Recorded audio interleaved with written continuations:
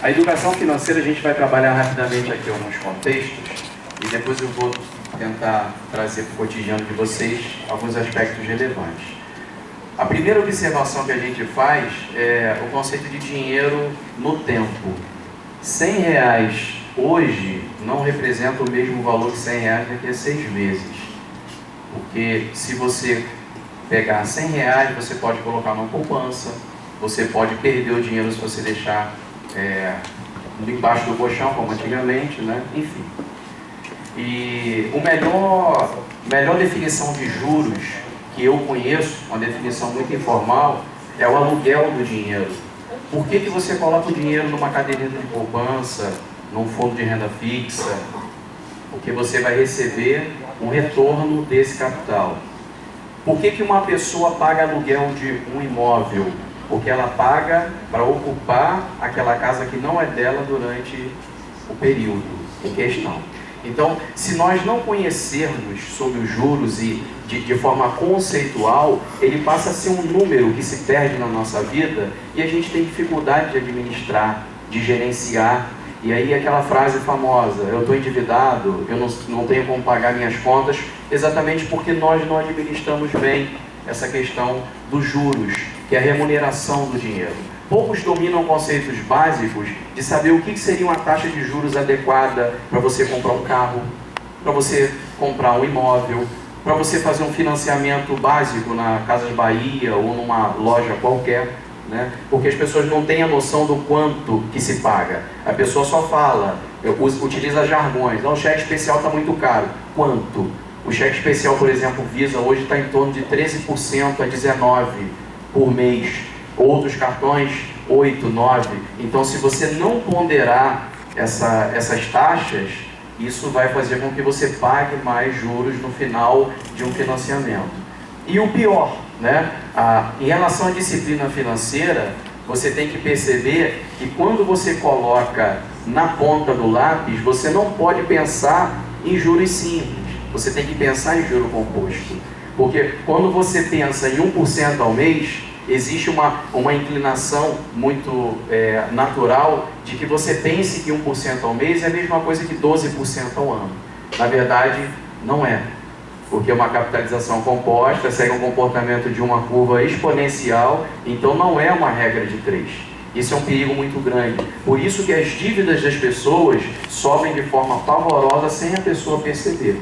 Por isso que o financiamento de um carro, você paga uma parcela de R$500. Quando você multiplica naturalmente, você percebe que ela é 3 vezes o valor inicial do carro se você comprasse à vista.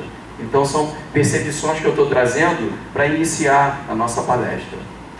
Bom, eu falei do planejamento, você tem que pensar nisso. A disciplina financeira, eu poderia também finalizar dizendo que se você não pensar numa forma de poupar, você vai ter dificuldade no futuro. No final da nossa apresentação, eu vou invadir um pouco a área do professor Marcelo, que é a área de geografia, que a gente hoje está vivendo no país uma crise na previdência social. Então hoje nós temos, inclusive nós aqui no próprio Instituto Federal como professores, entramos num outro regime de previdência diferente dos anteriores. E é lógico, faz comparações. Poucas pessoas sabem que se você colocar, eu vou dar um chute aqui que eu estou sem a HP, sem as contas para fazer a capitalização composta. Mas se nós colocarmos hoje, por exemplo, num fundo de renda fixa que me remunere em torno de 1,2% ao mês, num país estável, né? Eu colocar esse dinheiro, R$500 por mês, durante cerca de 20 anos, eu chego ao primeiro R$1 milhão. Eu estou dando um chute aproximado a vocês aqui, porque eu não estou fazendo a conta na HP, mas entre 18 e 25 anos, vamos dar um chute aqui, a gente chegaria ao primeiro R$1 milhão, ou seja, eu não precisaria participar do Big Brother para ter R$1 milhão, até porque eu não sou bonito para isso.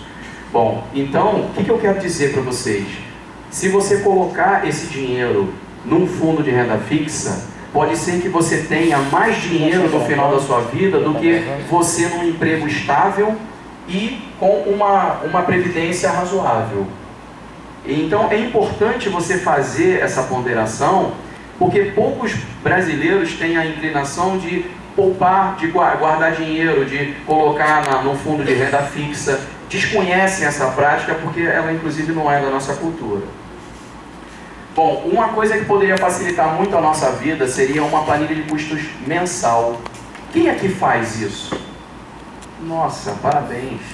É muito difícil encontrar alguém que faça isso. Quem aqui faz isso? Eu sei que muita gente faz no papel, guarda, administra. Quem faz isso no Excel? Muito bom, muito bom.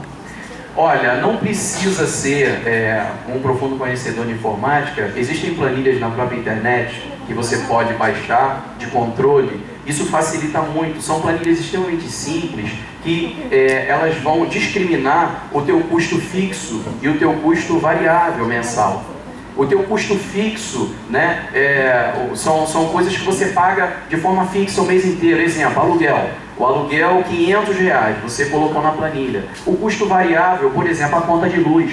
Por que ela é variável? Porque varia em função do consumo da luz do mês, do número de quilowatts que você vai utilizar. Tudo isso você planilhando vai ter um retrato momentâneo, vai te facilitar. E se você não tiver essa disciplina, as coisas podem fugir do controle. Não estou dizendo a você que aquilo vai acontecer 100%. Existem planilhas, inclusive, na internet muito interessantes que fazem uma planilha diária de gastos. Que a pessoa gasta com almoço, quem trabalha, né, condução, se vai numa certa condução, se vai de carro. E aí as pessoas já fazem conta no gás, na gasolina, no álcool, quanto gasta. Isso é muito importante para que você desenvolva a disciplina financeira. São pequenas ações que geram grandes resultados. Bom, a planilha mensal é importante você preencher de forma simples no Excel com a previsão de custos fixos e variáveis. Não significa que você não poderá alterar, porém você terá um retrato momentâneo de suas despesas no intuito de administrar de forma inteligente seu dinheiro, com equilíbrio entre receitas e despesas. É o que o nosso país não está conseguindo fazer hoje, né? É o equilíbrio entre receita e despesa. O que você gasta não pode ser maior do que o que você ganha, porque senão você vai quebrar. Isso é fato. Então, se você gasta por mês R$8.000 e você ganha R$5.000, você está devendo R$3.000 naquele mês. Se você vai substituir isso fazendo, né, um outro tipo de trabalho, vai receber um adiantamento, enfim, mas você sabe que você tem R$3.000 para pagar, certo? Então, se você não colocar as coisas nos trilhos, se isso acontecer no outro mês, você já não deve 3, você deve 6. E se continuar deve, tem que cortar. Ah, eu vou ter que o quê? A TV a cabo, vou ter que cortar, vai ter que cortar. Vai ter que olhar a planilha e cortar, ok? Bom, um exemplo aqui de... Depois eu vou mostrar a vocês, isso aqui é um print do PDF, e essa planilha ainda está na minha área de trabalho. Isso aqui é uma planilha de orçamento mensal, aqui estão as receitas, tá? De onde você recebe, e aqui estão os investimentos para quem tem, para quem coloca dinheiro, poupança, ações, enfim, ou de outras formas, e aqui estão as suas despesas. Essa planilha ela continua. Quem quiser depois, eu envio por e-mail todas essas planilhas que eu estou apresentando aqui, eu envio por e-mail de quem estiver interessado, vai te ajudar muito na vida cotidiana. Aqui estão suas despesas fixas, então aqui está habitação, aluguel, condomínio, prestação, seguro disso, daquilo, mesada, transporte, saúde, educação, colégio, a faculdade, o curso, tudo isso você vai preenchendo. Eu falo do Excel porque o Excel já tem uma ferramenta que você coloca na própria coluna e ele te dá o somatório. Então você não precisa ficar digitando na calculadora ou no celular 113,43, 1.290,78. Se você digitar tudo isso no Excel e mandar ele fazer a soma embaixo, ele já vai te dar. A soma vai te facilitar muito. Bom, aqui eu já vou trabalhar com vocês. Vou só voltar um pouquinho para ver se eu pulei alguma coisa, porque esse passador ele é meio doido. Às vezes ele funciona, às vezes não.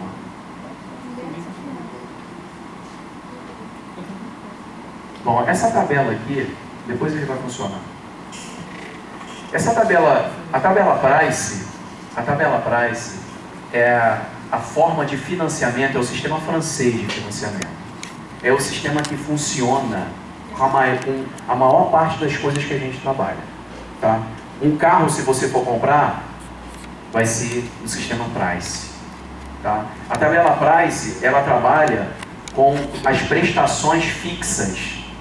As prestações são fixas, ok? Então, essa é a característica da tabela Price. Tá? Eu estou fazendo essa abordagem de forma muito superficial, até pelo tempo que eu tenho de 40 minutos de palestra, mas quem tiver dúvidas e queira conhecer detalhes, por favor, eu vou deixar o contato, o e-mail, vocês serão um prazer atender a todos. Tá?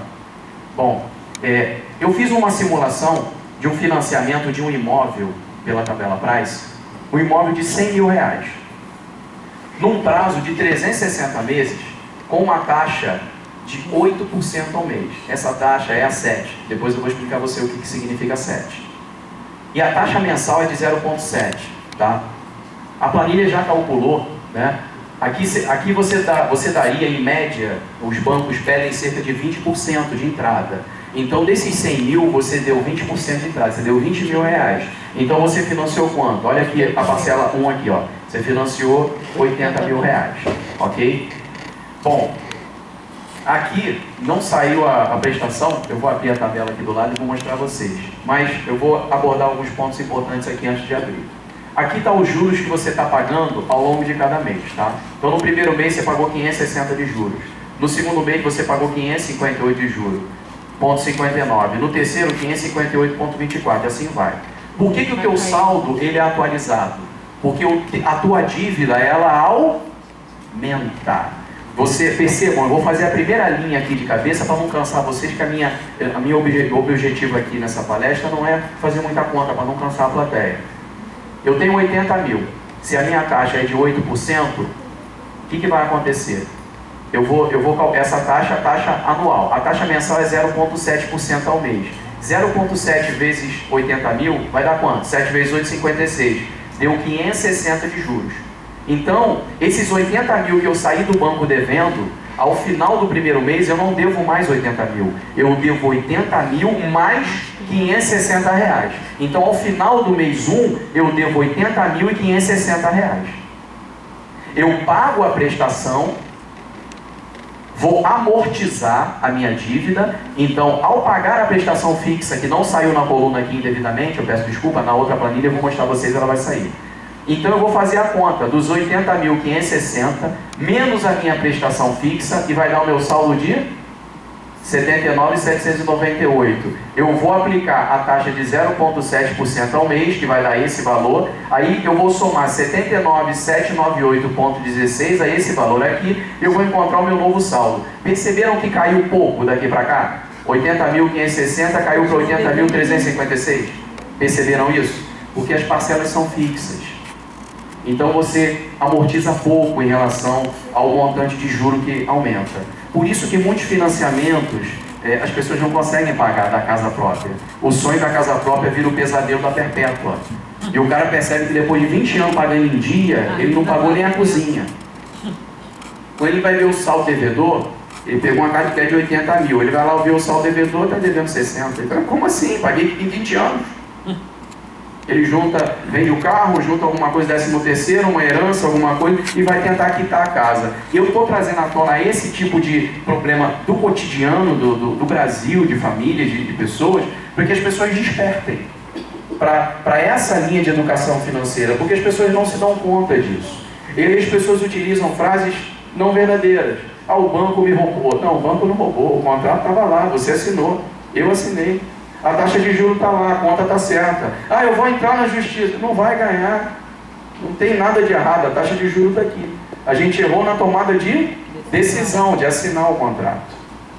Bom, hoje o próprio mercado reconheceu que a gente precisa de opção para a pessoa que queira não ficar nessa situação. Então, a gente tem o que eu recomendo para vocês, né? Porque a melhor solução seria você poupar e você comprar o imóvel à vista. Só que só para quem é rico, né? Então, enfim, né? Então, às vezes a gente toma uma decisão que o ótimo é inimigo do bom. Então, se não pode o melhor, vamos ao menos ruim.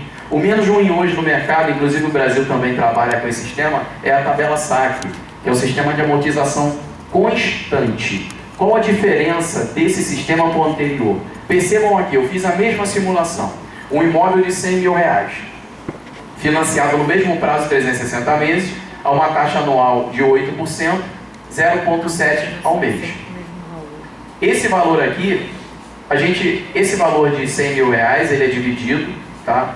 E ele vira uma amortização constante. Por isso o nome, Sistema de Amortização Constante. 100 mil dividido por 360 vai dar essa coluna aqui, 277,78. Então eu passo a amortizar de forma constante e maior o saldo devedor inicial. Isso gera o quê? Isso gera prestações diferentes. Eu não percebi, não saiu a última coluna, eu vou precisar abrir aqui. Vocês têm um pouquinho de paciência para eu abrir? Só um minutinho.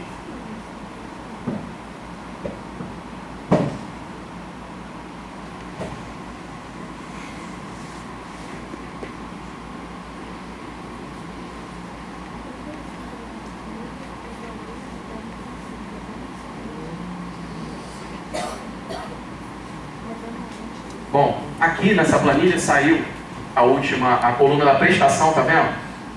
E a coluna do saldo devedor. Na planilha anterior, no print que eu dei, eu não percebi, não saiu a última coluna do saldo devedor. Percebam aqui, ó, 80 mil, a amortização é 277, ela é fixa, tá vendo? Ó, constante. Olhem a prestação aqui, ó, a primeira prestação que eu pago nesse financiamento ela é de R$ 837,78. Aí você vai falar assim, ela é bem maior que a outra. É verdade, ela é bem maior que a outra. Agora percebam, nessa planilha aqui, você vai pagar as maiores prestações no início. E elas só vão o quê? Caindo. É só você olhar esse gráfico aqui. Esse gráfico em verde significa a sua prestação. Ela começa alta e ela o quê? Ó, cai. Consequentemente, os seus juros, que é o em vermelho, os seus juros, ele começa alto e depois ele cai. E a tua amortização, que esse gráfico em azul, essa função constante em azul aqui. Ela fica constante. Ou seja, você vai pagar a primeira parcela de R$ 837. Aqui você tem, eu posso descer um pouquinho a barra para você olhar no final, você vai perceber o quanto que você está economizando de dinheiro.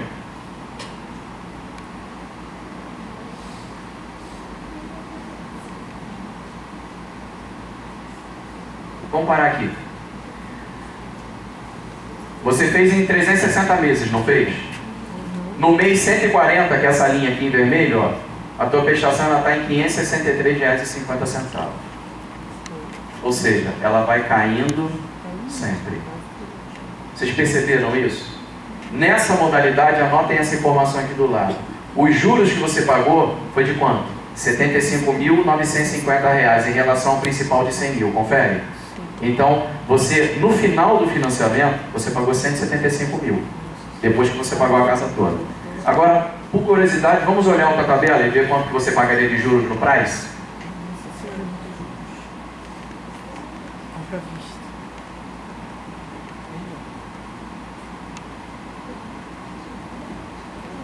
Vê o que você achou. Olha no price quanto que você pagaria. De juros. 139 mil, só de juros. Em relação ao mesmo principal de 100 mil reais. Quanto você pagou de capital mais juros?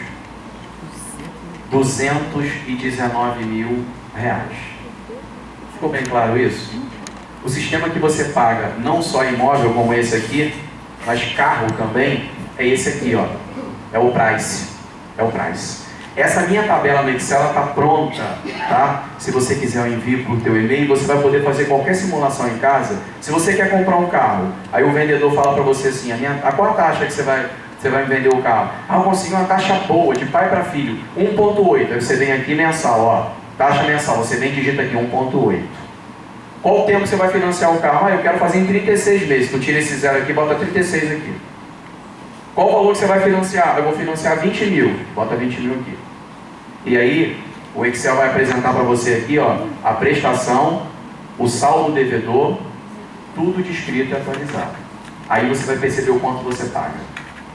E você só tem como perceber dessa forma, por quê? Porque como é juro composto, você não tem como fazer essa conta na mão. E nem numa calculadora normal. E mais uma outra observação muito importante para vocês. Isso aqui, ó. Taxa mensal, tá vendo isso aqui? E a taxa anual, 7. O que significa a 7?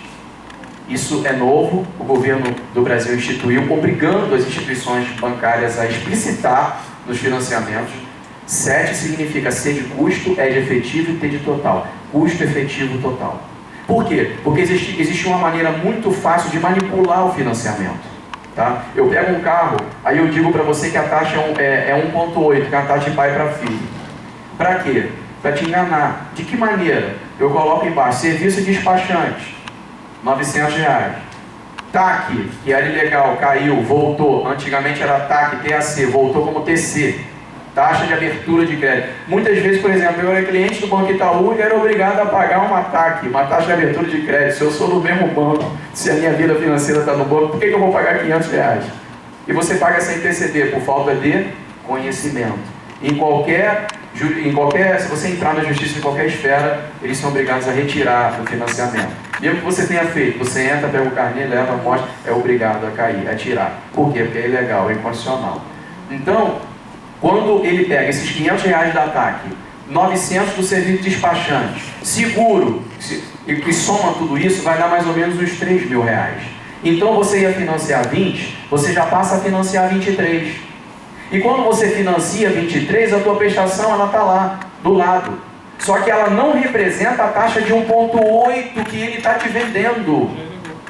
Ela já elevou, mas no contrato não estava explicitado. Para todos os efeitos, você estava acreditando, ou seja, está sendo lesado, enganado, que você estava pagando 1,8 ao mês, e não era 1,8 ao mês. Porque você tinha que pegar esse novo valor, recalcular e mostrar uma coisa chamada 7 para o cliente, que é custo efetivo total.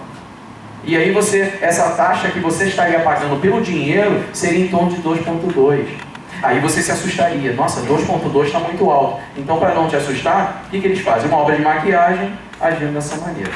Ok? Eu não posso dar palestra em empresa de carro não, né? De dentro de carro. Eu tenho que filtrar isso, né? Senão eu vou ter problema. Vamos mais um pouquinho. Deixa eu voltar para o original aqui, porque eu saí da apresentação do slide.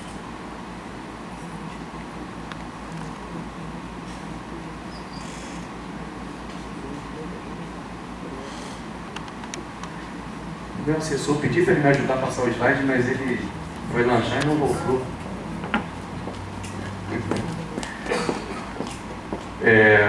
Bom, então falei para vocês da forma saque, né? Vê se passa, por favor. Vê se vai mais um pouquinho. Mais um. Obrigado. Volta mais um, por favor. Bom, aí a gente vai falar agora rapidamente da crise e quebra da Previdência Social. Quando a gente apresenta para vocês dessa forma o que significa você lidar com o teu dinheiro, você pegar, planilhar, perceber de onde está saindo, você começa a ficar um pouco inseguro em virtude das mudanças de legislação no nosso país. Você começa a ficar preocupado. Então o que eu recomendo? Fundo de renda fixa, tá?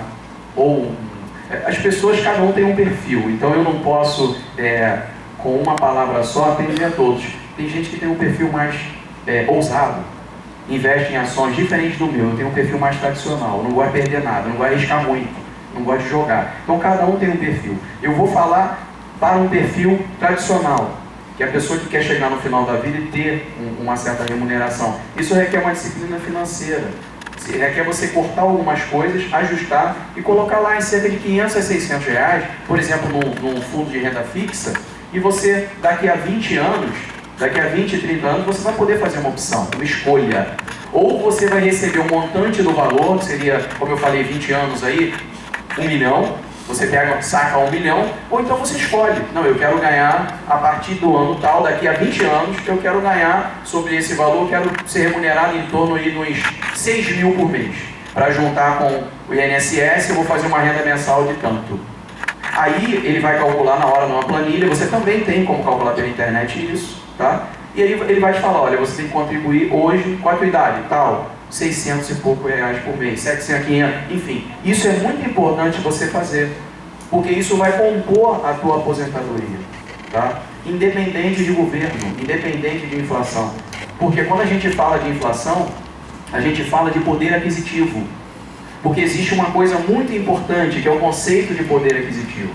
Quando eu te dou um aumento, tá? Você ganha 700 reais, eu chego para você e falo assim, a partir de agora você vai ganhar 1.000. Você fica feliz, né? Vai ganhar mais. Depende. Isso é relativo. Se a gasolina for para R$5, você não vai ganhar mais não. Porque vai aumentar tudo. A questão de logística, os caminhões, entrega de material, então vai aumentar tudo. Você tem que olhar poder aquisitivo. O quanto você compra hoje. Ah, então, há 10 anos atrás, com o meu salário, eu comprava tantos quilos de carne. Esse era o meu poder aquisitivo. O meu salário representava 100 quilos de carne. Se você daqui a 10 anos está comprando 60 quilos de carne, independente de quanto você ganha, você está ganhando mais ou menos, está ganhando menos. O valor pode ser maior, mas o poder aquisitivo é menor. E o que importa não é o valor, é o poder aquisitivo. Perceberam isso? Então isso é muito importante. Isso se faz com a massa de forma manipular. Eu vou te dar um aumento de tanto, e aí de repente tira de outro lugar. Isso é uma prática muito comum no mercado. Bom, como a Previdência Social sofre essa crise, é muito bom que vocês saiam daqui pensando nisso. Tá? Pode passar, por favor. Tomando cuidado com isso aí, em opções. Bom, aí agora o professor Marcelo me dá licença para entrar nessa parte que é dele, né? A nossa pirâmide etária brasileira, segundo o IBGE, era essa aqui em 1980. Tá? Em 2000, a pirâmide etária estava com esse desenho. Hoje, eu já digo a você que ela não teria mais o nome de pirâmide, porque pirâmide é algo, né, com esse desenho. Passa, por favor. Veja se eu posso chamar isso aqui de pirâmide. Essa é a previsão do IBGE para 2013, essa para 2040 e essa para 2060. Veja se eu posso chamar isso aqui, ó, de pirâmide. Isso aqui também. Isso é um sonho de revolução, é qualquer outra coisa, menos uma pirâmide. Isso significa que os mais novos estão tendo mais dificuldade de sustentar aqueles que ficaram em virtude do avanço da medicina, né? Enfim. Então isso vai gerar problemas. E se você se preparar, você não vai ser tão impactado quanto. Então você tem que se preparar. E qual a maneira de se preparar? Disciplina financeira, se antecipar e planejar. Porque quem não soa no planejamento, sangra na execução. Ah, não vou planejar não, vou deixar rolar. Deixa rolar para você ver. Aí quando tudo explodir, você vai querer reclamar. Você não parou antes para planejar, você não pensou nas situações. São pequenos cortes que você pode fazer. Eu vou te dar aqui um exemplo simples, tá? Algum de vocês já viajou para a Europa? Já viajou? Quer viajar para a Europa? Eu vou te dar uma sugestão muito simples para você viajar para a Europa. Fácil. E rápida. Vocês têm cartão de crédito, a maioria de vocês tem, 99% tem. Eu estou querendo cortar o meu agora que eu estou com raiva, enfim, mas a maioria tem. Porque a melhor definição de cartão de crédito, apesar de eu conhecer, né? É um pedaço de plástico que a gente compra, que a gente não quer, com dinheiro que a gente não tem. Exatamente, eu vou seguir essa linha bem radical. Se você tem um cartão de crédito, se você não observa, você paga uma coisa chamada anuidade. Tá? Os cartões que cobram menos, cobram em torno de 30 a 40 reais. Vamos colocar 40 reais por mês. Tá? 40 vezes 12 dá quanto? 480, confere? É o que eles cobram de anuidade. Alguns mais, outros menos. Alguns é 9,90, alguns um pouco mais, um pouco menos, dependendo do perfil do cliente. Tá? Vamos imaginar que você tenha 2 cartões. Então você está pagando quanto? 80. 960 reais por mês, por ano. Ou seja, se você cortar essas 2 anuidades, você tem, vou dizer para você que você tem metade de uma passagem aérea para Frankfurt hoje. Uma passagem hoje na promoção para Frankfurt está saindo a R$ 1.900. Ou seja, se você tomar só essa decisão, não estou falando de outra, só essa, você já pagou metade da sua passagem de viagem no final do ano. Então, quando você fala eu quero ir, é só você fazer a sua parte. Querer é poder, se você fizer a sua parte. Tem que cortar. E não é só isso. Tem muitas coisas que você fizer a conta durante o mês, você acaba cortando e você consegue ter um retorno no final do ano. Coisas que você não usa, provedor, TV a cabo e tantas coisas a mais que você está pagando um pacote que você não usa. Tem pessoa que paga o pacote cheio, com telecine, com tudo, completo. Aí eu pergunto à pessoa, quantos filmes você assistiu do telecine por mês? Assisti 3 vezes. Pô, então por que não comprou separado aquele filme que você queria assistir? Sairia mais barato. Perceberam? A gente quando para pensar, a gente conclui. Quando a gente não para, a gente paga o pato. Pode passar, por favor. Para finalizar, eu vou falar aqui de meio ambiente em homenagem à parte ambiental do nosso núcleo. Por quê? Quando a gente fala em educação financeira, fica parecendo, né, Karine? Fica parecendo que a gente está falando só do dinheiro, né? Uma coisa, né, do vil metal. E o objetivo não é esse, porque tudo está interligado. Se você não pensar no bem comum, se você não pensar no seu próximo, se você não pensar no seu trabalho, na sua coletividade, você não vai conseguir atingir o objetivo. Aí eu vou finalizar mostrando para você que é uma ação conjunta que vai resultar em benefícios para a sua vida. Benefícios tanto no âmbito acadêmico, quanto no âmbito financeiro, de economia mesmo, tá? E de economia para você, mas para a tua região, para o teu planeta. Porque quando eu falo de educação financeira e falo de você ter cuidado com o seu dinheiro, você também tem que ter o cuidado com o dinheiro do seu município. Eu tenho que ter cuidado com o dinheiro do meu Instituto Federal. Eu não posso descer e imprimir, porque eu sou professor e tenho autonomia, e imprimir com desleixo e gastar material à toa. Eu não posso ter uma atitude que vá prejudicar a coletividade, porque se eu pensar assim, eu vou prejudicar todos. Eu costumo dar um exemplo de economia baseado na coletividade, que é um exemplo muito simples. As pessoas gostam muito desse exemplo, muitos acham engraçado, mas é fato. Quando você vai para uma confraternização, uma pizzaria, e você senta com amigos, o que acontece? O egoísmo aflora. O egoísmo fala mais alto. Se você fosse sozinho, qual seria o seu comportamento? Bom, eu vou comer uma pizza. Quanto que é a pizza? R$50, um exemplo, a pizza, R$50, a pizza cara, eu quero comer essa pizza, R$50, mais uma bebida, mais isso, eu vou gastar quanto? Vou gastar R$80 nessa. Você tem uma previsão, eu vou gastar entre R$50 e R$100. Confere. Seria isso que você faria. Quando você senta numa confraternização com 10 amigos, você começa a ter aquele sentimento de egoísmo, começa a ser, né? Esse diabinho começa a falar no seu ouvido. Pô, vou pedir o que é mais caro, né? Aí pede uma bebida mais cara, aí pede, eu não estou falando você em tese, mas assim, esse comportamento que inclusive o resultado de pesquisa nos indica, nos inclina a concluir dessa forma. E aí ele pede um vinho que ele não pediria nunca, ele pede uma outra bebida mais cara, uma cerveja importada. Isso tudo faz a conta de todo mundo encarecer. Sabe por quê? Porque ele não pensa assim sozinho. Todo mundo pensa.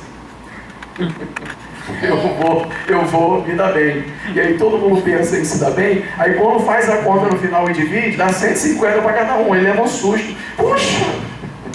É porque todo mundo exagerou, gastou mais. Então, se a gente não tiver uma disciplina financeira pessoal e coletiva, não adianta nada. E aí a gente fala também do meio ambiente. Porque quando a gente não pensa no meio ambiente, a gente também gasta dinheiro a mais. E aí entra a opção, para quem está aqui, sejam muito bem-vindos à FAMESP, né? Porque se você é morador de Quissamã, ela deu um exemplo que ela morava em Quissamã. Se você é morador de Quissamã, você, estudando aqui, você tem uma faculdade de qualidade e, logisticamente falando, em relação a ganho de tempo e de dinheiro, você fez uma opção inteligente.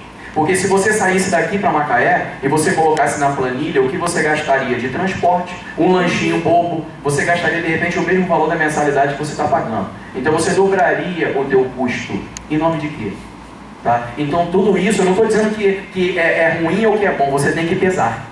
Você tem que pesar. E aí eu já digo a você, a minha escolha seria ficar perto, porque eu teria uma qualidade de vida melhor. Tá? Se você for parar para pensar no tempo que você leva, 1 hora para ir, 1 hora para voltar, são 2 horas. Vezes 5 vai dar 10. Vezes 4 vai dar 40. São 40 horas no mês que você perdeu. Que você poderia retornar em lazer, estudo, qualificação profissional. Então tudo isso conta. E aí, para finalizar falando do meio ambiente, uma curiosidade que eu trouxe para vocês aqui. Você sabe quanto gasta para fazer um chip de água? Olha para cá. 32 litros. Imagina se você tiver uma postura de jogar um chip fora toda hora, né? Então a gente tem que parar para pensar nisso. Não pensem que eu sou alucinado, que eu sou, né? Que eu não quero que você nunca tenha mais um outro chip, não é isso. Mas parem para pensar nisso, tá bom? E, bom, eu vou finalizar essa apresentação agradecendo mais uma vez a oportunidade da FAMESP, a Karine pelo convite, e gostaria também de dizer para vocês que numa outra oportunidade, se assim for possível, eu gostaria de ampliar os detalhes da planilha para que vocês tivessem um aproveitamento, vamos dizer assim, mais acadêmico, porque a palestra ela não tem esse objetivo, a palestra ela tem um tom de ser mais superficial. E qualquer dúvida, o meu contato, por favor, está no final. Aqui está o meu e-mail institucional e o meu WhatsApp. Quem quiser anotar e enviar, é um prazer, eu envio as planilhas, atendo a todos vocês com toda boa vontade. Muito obrigado, uma boa noite.